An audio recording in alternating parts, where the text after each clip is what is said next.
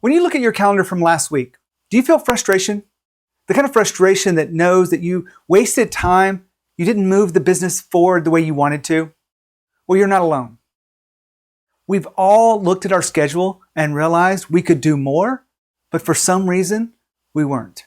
What we're going to talk about today is how to stop being overwhelmed and overscheduled. I'm going to give you some practical tips, but I also want you to understand that you're not alone. This is a natural course of your leadership. Yeah, I said natural because we all have to go through it. We all have to go through this struggle, this uncomfortableness, so that we can actually learn how to optimize our time, how we can actually stop being overwhelmed. Before we jump into how do you stop being overwhelmed, let me share a story with you. I remember a time in my business where I was focused on delivering, value for the clients. How do I enroll new clients? The content I was creating for magazines like Inc. and Entrepreneur and podcast interviews and all of the other stuff going on within my team, within the business, and just feeling that sense of overwhelm. And when I looked at my schedule, I felt the kind of frustration that I ask you to look at from your schedule. Now, you may have this dialed in to a degree, but I want to teach you some concepts that will help you continuously dial it in, that you can use over and over again, that will help you get to where you want to be. Now, it wasn't until I looked at my schedule and I started making some of these changes that I felt more in control, because that's really the idea.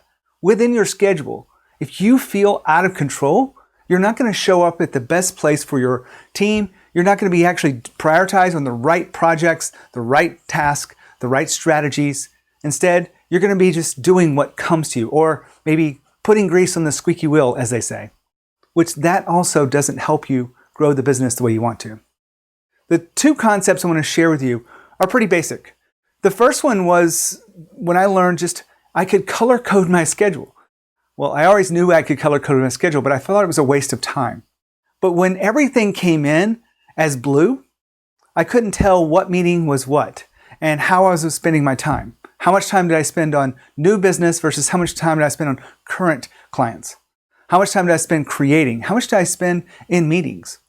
Well, you can use red, green, blue, pink, purple, light purple. Any of the colors that you choose, you can go to any level of detail, but I actually color code everything in my schedule. When I show you my schedule, I can look at it at a glance and say how many client meetings I have this week, how many prospect meetings I have this week, how many meetings I have with my team. All of those things have their own specific colors.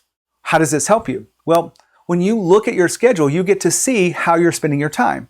How much time are you spending on the most important activity, whether it be business growth or maybe it's team for you?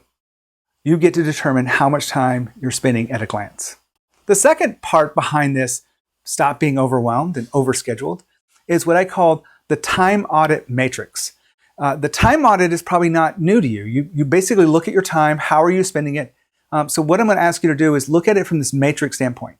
So on the left-hand column, you want to list all of the things that you did last week, all of the meetings you attended, all of the projects you put time into. So if you spent more than 15 minutes on it, it should go on this list. And make that list as detailed as possible. Don't judge yourself. It is what it is. Now, in the second column, if you weren't available, who on your team would actually show up on your behalf? Who would you tap on the shoulder to say, would you show up for me?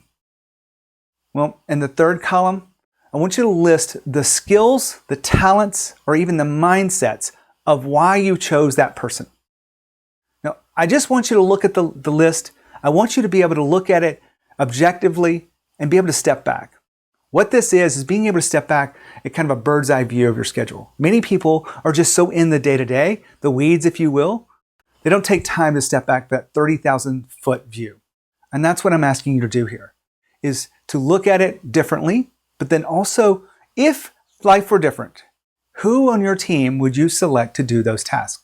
That time audit matrix is a very powerful tool if you use it. If you want to go a little bit deeper into some of these tips, I have been very fortunate to interview a lot of people on the podcast Growth Think Tank. My name is Gene Hammett. I work with leaders that are already high-performing, successful companies, and I help them go to the next level, to make greater impact and to continue that level of success. Maybe it's company growth, maybe it's a new model of leadership. but that's what I do for my clients. If you want to get that download absolutely free, just go to genehammett.com/productivity. You'll get 3 tools inside there that will go deeper into the aspect of stop being overwhelmed. I want you to feel like you have the time and space to create the opportunity to grow your business, whether that be shifting your leadership model or focusing on more visionary tasks for the business. When you think about that, that will help you stop being overwhelmed.